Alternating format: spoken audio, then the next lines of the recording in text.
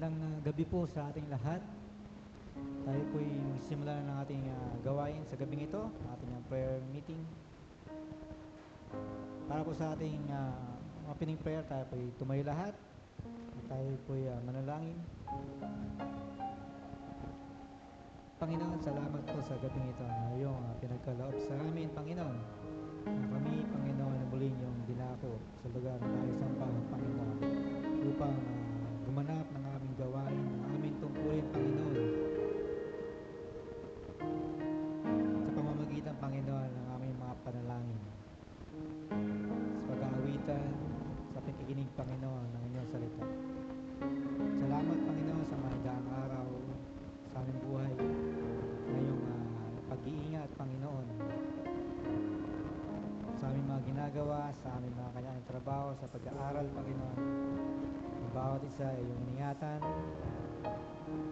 Hindi niyo, Panginoon, pinahintulutan na magkaroon ng anumang karamdaman o anumang aksidente sa daan, Panginoon. Kaya kami, Panginoon, ipapasalamat sa iyo. At muli kami, Panginoon, ay nakabalik sa lugar na ito upang ika'y papurihan, Panginoon. Sa mga tatayo, Panginoon, sa likod ng pulpitong ito, Panginoon, nawa, Panginoon, ang iyong kadakilaan lamang ang makita. Ang pagpapasalamat, Panginoon, na nangyari sa kanilang buhay, Panginoon, sa aming pag-aawitan. Nawa, Panginoon, ang aming mga panalangin, ang iyong pong dinggin, Panginoon. Mula sa pinamaliit na aming magagawa hanggang sa pinamalaki, Panginoon. Ito namin nilalapit sa iyo. Samahan niyo po kami, Panginoon, sa aming kalagitnaan. Ito po aming dalangin sa Panginoon ng Panginoon sa Jesus. Amen. Tayo po'y umawit sa Panginoon. At una pong ating awitin ay Glory to His Name.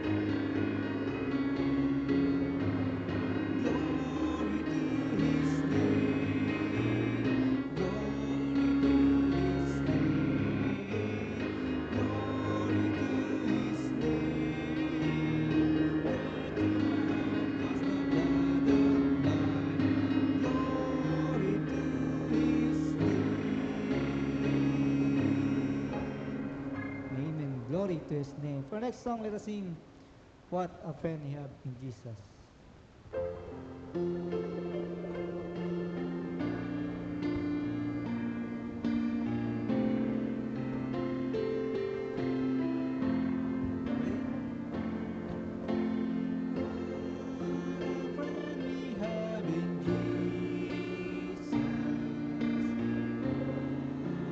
Amen.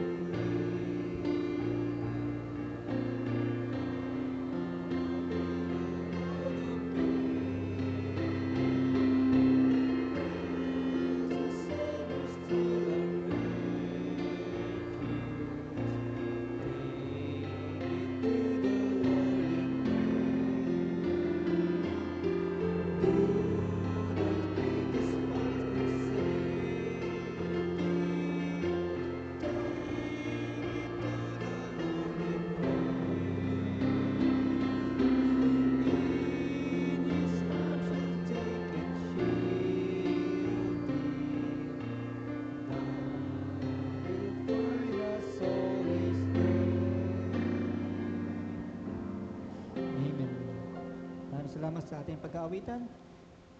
Tapoy dumako na sa ating testimony. Tawagin po ang Brother Sed and then si Brother Teng. Maaari po tayong maupo.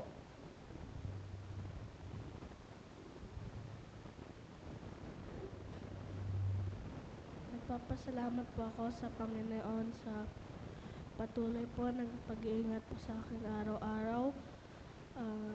Nagpapasalamat din po ako sa patuloy na pagbibigay ng wisdom at karunungan sa akin ng Panginoon.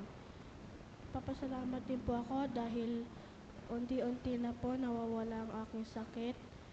May unting ubo na po pero unti-unti na po nawawala. Yun lang po.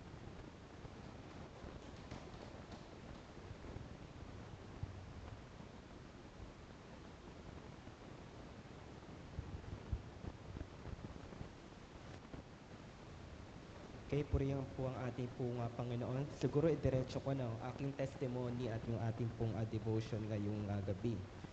So, nagpasalamat ako sa Panginoon dahil ako'y kanyang binigyan ng kalakasan sa araw na ito at pag-iingat. Lalo na kanina po ay kami po ay nanggaling sa campsite sa His Land. At kami po ay nagpunta doon ni Pastor Joshua para magbigay ng bayad doon. So, kaming dalawa lang, yung si Pastor Joshua kasama yung kanyang pamilya. So, yung kanyang mag-ina. So, nagpapasalamat kami dahil matagumpay naman yung aming pong pagparoon. Lalo na medyo traffic sa mga ibang lugar. So, nagpapasalamat kami dahil binigyan ako ng Panginoon ng kalakasan at pag-iingat kahit na medyo nagkandaligaw-ligaw na ako nung pauwi dahil nalobat ako.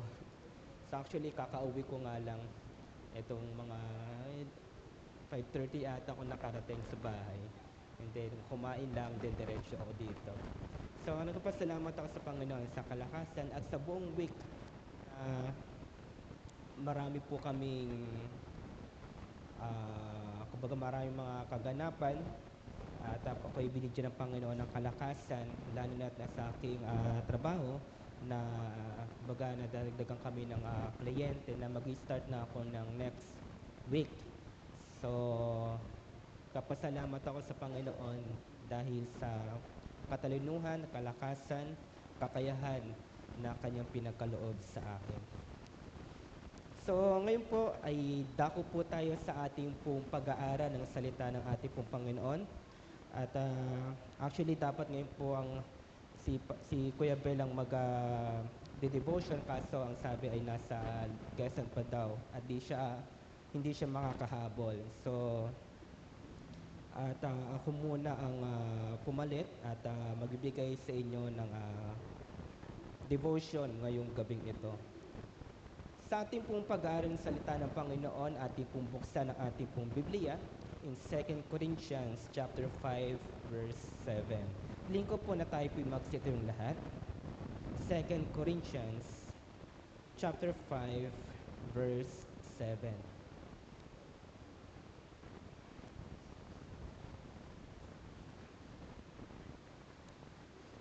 Okay, kung nariyan po kayo or wala naman tayong basahin ko na lang po at sundan niyo na lamang po ng inyong mga mata. 2 Corinthians chapter 5 verse 7. Ito po ang sinasabi, "For we live by faith and not by sight." Tayo po ay manalangin. Panginoon Diyos, maraming pong salamat sa gabing ito dahil ako'y inyong ginabayan na makapag-prepare ng inyong mensahe para sa gabing ito. At nawa, aming pong pagsalusaluhan yung pagkain spiritual, Panginoon. Nawa, Panginoon, ito'y makatulong sa ikakalago ng aming pong pananampalataya at spiritual na pamumuhay. Nawa, Panginoon, ay kayo po ang pumanguna, maging gabay po namin ang banal na Espiritu. Kayo po ang magpaunawa sa amin ng inyong mensahe at kayo po mangusap sa amin ngayong gabi. Pinupuri namin kayo at pinapasalamatan sa ngalan ni Jesus. Amen. Okay, for we live by faith, not by sight. So sa kontekstong ng talatang ito, si Apostol Pablo ay nagpapalakas ang loob ng mga mananampalataya sa Korinto. So, pinapalala niya na bilang mga Kristiyano, tayo ay dapat mamuhay batay sa pananampalataya sa pangako ng Diyos at hindi lamang sa mga bagay na nakikita natin sa ating pong paligid. Kung ating pong titignan yung pinaka na 2 Corinthians chapter 5, tinatalakay po dito ni Apostol Pablo ang pag-asa ng buhay na walang hanggan. Kumbaga, inihahalin tulad niya ang ating katawan sa isang pansamantalang tolda at ang ating makalangit na katawan sa isang matibay at walang hanggang tahanan. Kahit na dumaranas tayo ng hirap at hindi natin lubos na nakikita ang hinaharap, sinasabi niyang dapat tayong magtiwala sa Diyos dahil sa kanyang pangako ng kaligtasan at bagong buhay. So, ibig sabihin sa talatang ito na ating tinuturo sa atin na tayo mamuhay na hindi lamang na basihan natin yung ating pong mga nararamdaman o hindi natin magiging basihan yung ating pong nakikita sa ating pong paligid, kundi magtiwala tayo sa ating pong Diyos kahit hindi natin nakikita yung kabuuan ng kanyang plano. So, walking by faith, magtiwala lamang tayo sa ating pong Panginoon. Walking by faith means trusting God's promises, guidance, and sovereignty, even when circumstances are uncertain or difficult. It involves relying on God's word and His presence rather than solely on human understanding or visible evidence. So sa gabing po ito, meron tayong tatlong bagay na ating pong pag-uusapan ngayong gabi. Actually, na-topic na po natin ito, pero siguro mas bigyan pa natin ng lalim yung ating pong pag-uusap patungkol sa kung ano po ba ang bagay na pagtitiwala sa ating pong Panginoon. So, ulitin ko po yung verse. For we live by faith, not by sight. So, siguro, pag-uusapan po natin yung trusting God's plan. So, ibig sabihin, faith involves trusting God's sovereignty and goodness. Alam niyo po, meron akong mga nadidinig sa social media yung patungkol sa manifesting. So, ano po bang pinagkaiba ng manifesting at saka ng isang pagtitiwala sa ating pong Panginoon? So, actually medyo agree din ako sa sinabi. Kasi minsan kasi, meron tayong mga bagay na pinapanalangin sa ating pong Panginoon. Then, minamanifestan natin na ito dapat ang mangyari. Dapat, pinag-pray ko to sa Panginoon, then maniniwala ko na ito talaga ang mangyayari. Kung parang ang nangyayari sa ating pong buhay, ay para bang minamanifest natin kung ano ang mangyayari sa ating pong hinaharap. Dahil sinasabi natin, pinagpe-pray ko to sa Panginoon at naniniwala ako na ito talaga ang mangyayari. So magandang bagay naman na tayo pa ay merong ganoong perspective. Meron tayo ipapanalangin, minamanifest na natin na ito ang mangyayari dahil nananampalataya ako sa Panginoon. But ako minsan, alam naman natin na may mga prayer tayo na hindi naman tinutupad or hindi nagkakaroon ng katugunan ng ating pong Panginoon.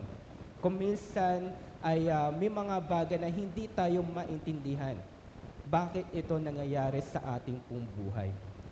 So, alam niyo po, ang pananampalataya ay hindi yung bagay na ine-expect mo na mangyayari, kundi nananampalataya ka, ibigay man ito ng Panginoon or hindi.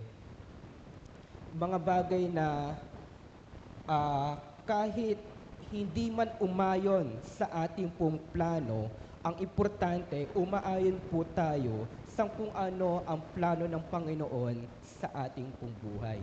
So, yun po ang tunay na pananampalataya. Dahil, kumbaga, ina-align natin ang ating pong mga goals sa buhay, ang ating pong future sa kung ano po ang gustong mangyari ng Panginoon at hindi po sa kung anong gustong kung ano po ang gusto nating mangyari sa ating pong buhay. So, doon tayo makupokus sa kung ano ang plano ng Panginoon sa ating pong buhay. Kung minsan, ang Panginoon hindi niya tutuparin ang ating pong mga hinihiling. Pero dahil po sa ating pong pananampalataya, ay, kumbaga, let it be. Ang Panginoon ang bahala sa akin. Ang Panginoon ang siyang mangunguna sa aking pong hinaharap. So, yung po yung pananampalataya. Trusting God's plan. Faith involves trusting God's sovereignty and goodness. So, what are some challenges you are facing that requires faith? Siguro pag-usapan natin yung pangalawang bagay. Living with uncertainty. Ibig sabihin, mamumuhay tayo kahit sa bagay na wala tayong katiyakan sa kung ano po ang meron po ang ating pong kinabukasan. So, ang tanong po dito, how can we practically trust God's plan when things seem uncertain? Kasi alam ko po sa ating pong buhay, ang gusto po natin, sure po tayo sa ating pong kinabukasan. Sure po, halimbawa, meron nga po tayong tinatawag na insurance, Kumbaga, gusto natin ma-insure kung ano po mangyayari sa ating pong buhay sa hinaharap. So, tayo po mga tao, gusto po natin yung playing safety sa ating pong buhay. Dahil hindi natin alam kung anong meron ng kinabukasan, kumbaga, pinapangunahan na natin. Para maging safe ang kinabukasan, gagawin ko to ngayon. So magandang bagay naman iyon, magandang bagay yan. Actually, ina-apply ko po iyon. Alam ko po, ina-apply niyo po iyan sa inyong buhay. Kumbaga, magandang bagay naman. Kumbaga, iniisip mo na yung kinabukasan. But, ang katotohanan kasi, minsan sa ating pong buhay, ay hindi natin may iwasan na tayo po ay dadaan sa mga bagay na hindi tayo magkakaroon ng katiyakan sa ating pong kinabukasan. Kaya ang mangyayari, wala tayong ibang magagawa kundi ang maniwala at manampalataya sa ating pong Panginoon. So wala ka ng choice. Hindi mo alam kung ano ang mangyayari.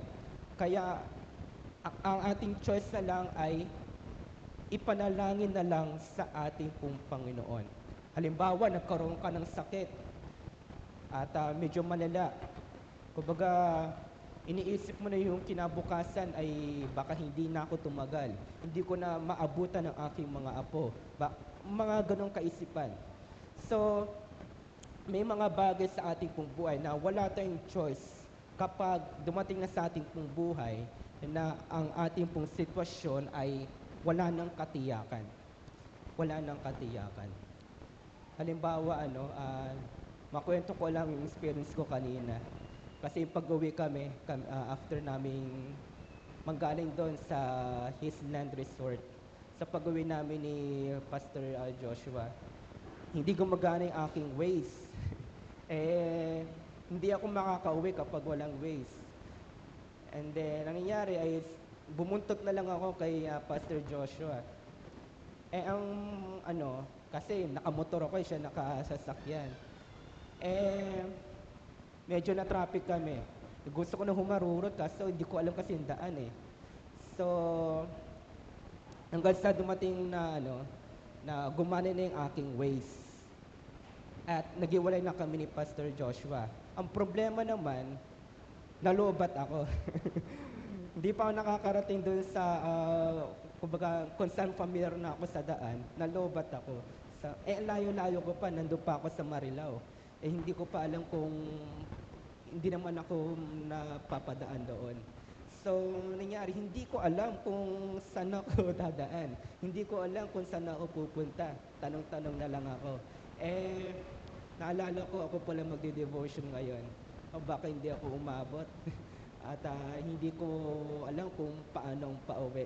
So, kumbaga, walang katiyakan kung saan ako napupunta. So, nagtanong-tanong na lang ako at nag-pray na lang ako sa Panginoon na ako ay makauwi. So, praise God, nakauwi naman ako ng ligtas, maayos. At ako, kakauwi ko lang kanina at nakahabol pa ako at nakapag-prepare. So, actually, yung ating pong buhay ay parang ganun Kung minsan, tayo po ay kumpiyansa sa ating pong kinabukasan. Halimbawa, sa pagbiyahe kanina, pagpunta doon, meron akong Waze. Paano nalobat ako? Kumbaga, yun ang ating pong buhay. Kung minsan darating ang ating pong buhay na magkakaroon tayo ng walang katiyakan at ang ating pong magagawa na lamang ay magtiwala sa ating pong Panginoon. So, hindi lahat ng ating pong pagtahak sa mundong ito ay meron tayong katiyakan at hindi natin maaarok ng ating pong kaisipan. So, kaya kahit na minsan merong uncertainty sa ating pong buhay, ang ating pong Panginoon ang siyang nariyan para ang ating pong katiyakan sa ating pong buhay ay magkaroon ng liwanag. Kahit hindi natin alam po natin, hindi po tayo paabayaan ng ating pong Panginoon. Pangatlong bagay, obeying God's word. Walking by faith requires obedience to God's commands and promises.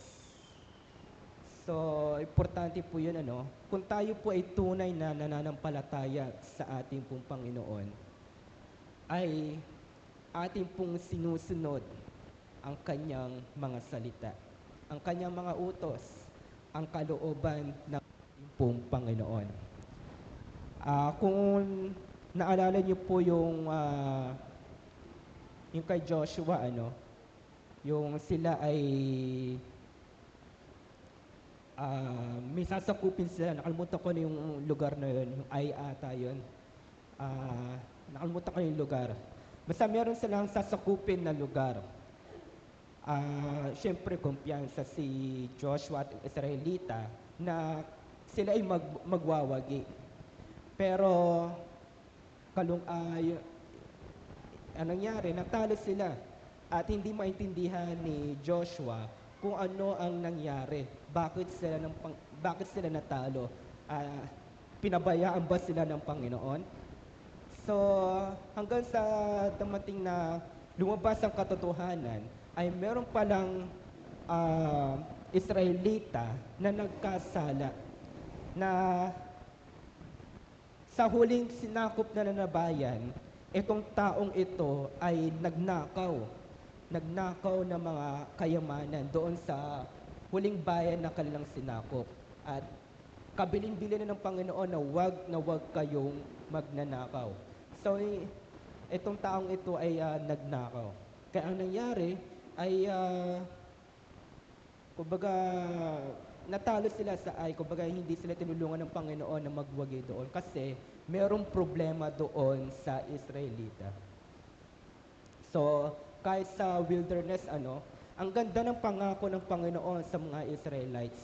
Pero dahil sa paulit-ulit na pagrereklamo ng mga Israelita, ay, kumbaga, nagagalit ang Panginoon at nauudlot. Kumbaga, paikot-ikot lang sila doon sa wilderness. So, napaka-importante po ng ating pong pagsunod sa ating pong Panginoon. Yung hindi po yung sinusunod po natin kung ano po ang ating pong gusto sa buhay. Hindi po yung kung ano ang nakikita ng ating pong mga mata ay, kumbaga, kukunin po natin. Hindi po tayo namumuhay sa pita ng ating pong laman. So, sumunod po tayo sa kung ano po ang ninanais ng Panginoon sa ating pong buhay.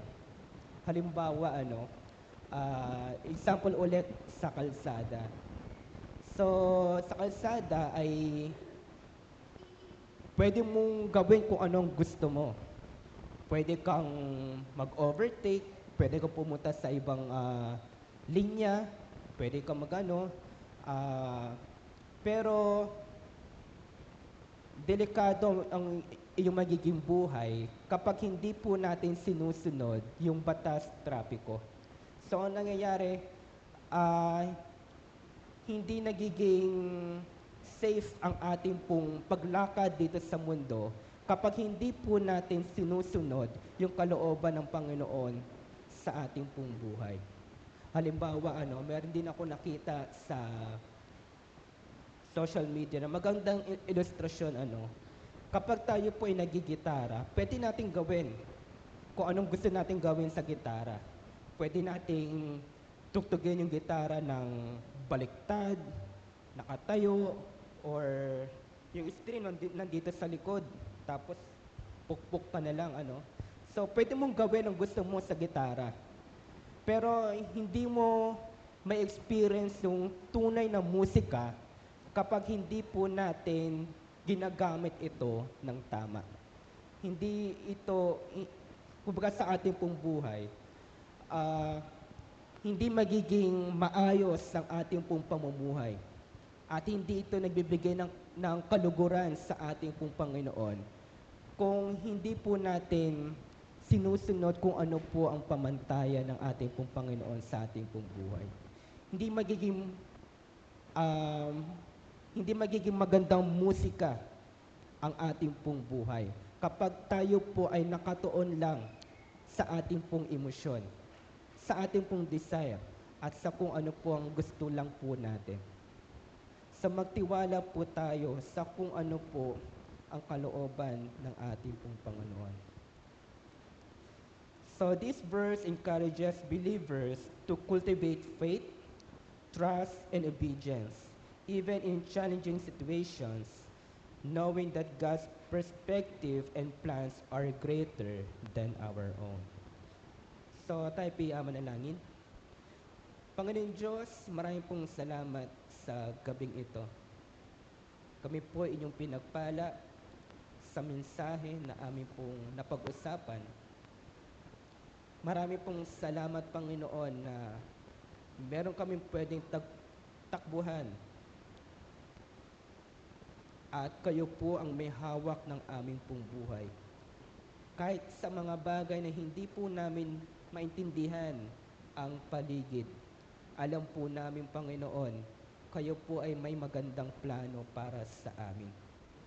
Bagay na nagbibigay sa inyo ng kaluwalhatian at bagay na nakapagpapabuti ng aming pong buhay. Kaya nawa, Panginoon, turuan niyo po kami na manampalataya, magtiwala, walk by faith and not by sight. Pinupuri namin kayo, pinapasalamatan sa ngalan ni Jesus. Amen.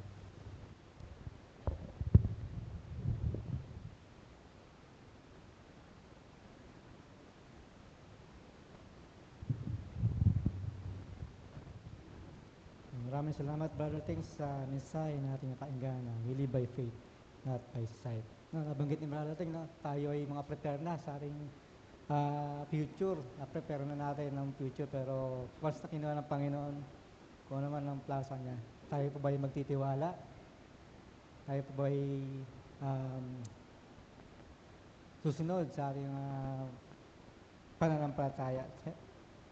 Tulad din ang nangyari nung kay Job. Prepare na ang kanyang buhay, prepare na ang kanyang kayamanan. Sa isang iglap, nawala. Pero andun pa rin yung pagtitiwala ni Job sa Panginoon. No, hindi siya nabuhay sa kung ano lamang yung kanyang nakikita. No, sabi nga sa science, kapag hindi nararamdaman ng 5 senses mo, hindi yan totoo. No? Pero sa ating mga mananampalataya, we live by faith, not by sight. No, maraming salamat sa magpapalala ng mensahe ng Panginoon. Para po sa ating panalangin.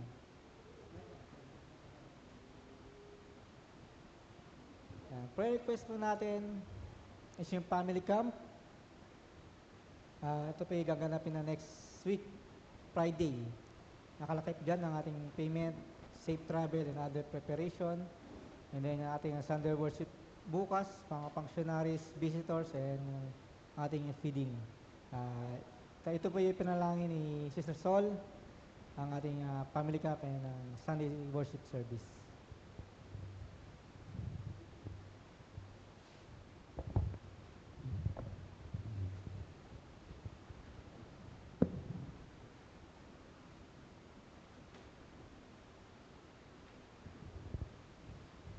Po, tayo ay tumayo para tayo makapanalangin. Tayo po ay manalangin. Panginoon, kami nagpapasalamat sa gabing ito na kami muli ay tinuruan mo, Panginoon. Patuloy po namin inilalapit sa inyong paanan ang aming family camp, Panginoon. Ito ay nalalapit na. Ito ay sa susunod na linggo na, Panginoon. Patuloy po namin itong ini-entrust sa inyo. Ang aming mga pambayad, Panginoon. Alam po namin, Lord God, na ito ay magmumula sa inyo, Panginoon. At nagtitiwala po kami at nananalig, Panginoon, na kami ay makakasama. Pagkat, Panginoon, sabi mo nga, pag may desire kami, ay ito ay ipapagkaloob mo. At gayon din, Lord God, dinadalangin namin na mga functionaries doon, ang mga gagawin doon, Panginoon, ay pagpalain mo. Maging ang pagpunta namin doon, Panginoon, ang sasakyan, Panginoon, na Lord God, ay kami po ay makahanap ng suited na sasakyan para po sa aming lahat, Panginoon. Hindi lang dito sa Santa Lucia, maging ang Talipapa at Damong Maliit, Panginoon, ay ligtas na makarating sa lugar na yun, Panginoon, at magsama-sama kami sa araw na yun, Panginoon. Ngayon din, Lord God, ay dinadalangin namin, Lord God, ang pananambahan bukas. Dalangin po namin na ihanda mo ang aming mga puso, handa mo ang aming mga buhay, Panginoon, at makapagpuri kami bukas sa inyo na may kagalakan, Panginoon. Dalangin po namin, Lord God, ang mga buhay namin ito ay maging po na magtatayo bukas, sa mga magpapakanta, tutugtog at nagbibigay ng mensahe ay pagpalaan mo, Panginoon. Patuloy mo po silang itago sa iyong kaluwalhatian, Panginoon. At dalayan po namin, Lord God, ng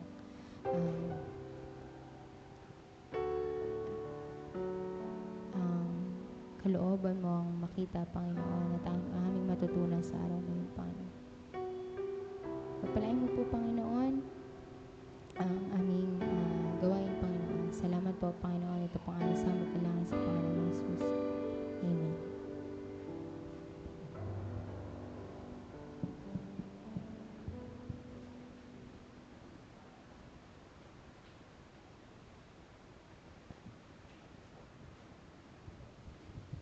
Yan, tayo po idako na sa ating personal prayer.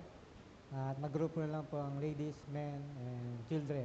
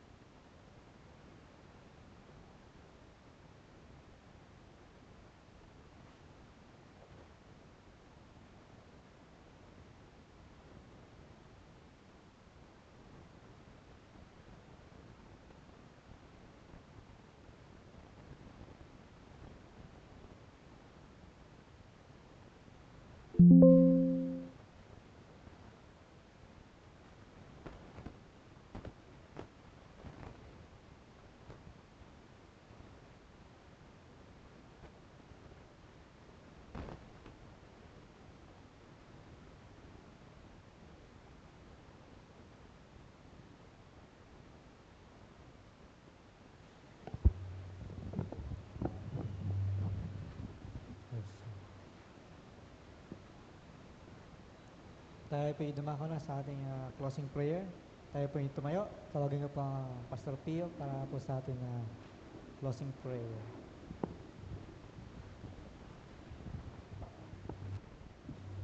Tayo manalangin. Dakilang Diyos, makapangyarihan at siyang may likha ng langit at lupa, kami ay nagpapasalamat sa iyo, Panginoon, sapagkat ang aming mga panalangin ay hindi namin inilalagak base sa aming nakikita, kundi ang aming mga panalangin ay aming inihahatid sa iyo sa pamamagitan ng pananampalataya. Pagpalain mo ang bawat isa sa amin, maging ang aming pananambang bukas, maging ang aming mga preparations, lahat ng mga idinulog sa iyo ay nakarating sa trono ng biyaya. At dalangin namin, O Diyos, luwalhatin mo ang iyong pangalan sa lahat ng mga magiging kasagutan mo sa panalangin pong ito, Panginoon. Ingatan mo kami, bigyan ng kapahingahan at ang aming gawain patuloy mong pagpapalain. Sa pangalan ni Jesus na aming Panginoon tagapagligtas. Amen.